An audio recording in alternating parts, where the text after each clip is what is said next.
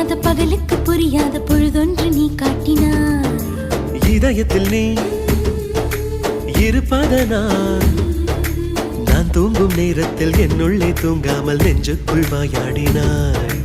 கண்ணாடி நீ கடிகாரம் நான் உன்னுள்ளே ஓடோடி வாழ்வே. காதல் எனும் கடுதாசி நீ என்றென்றும் அன்புடன் நான்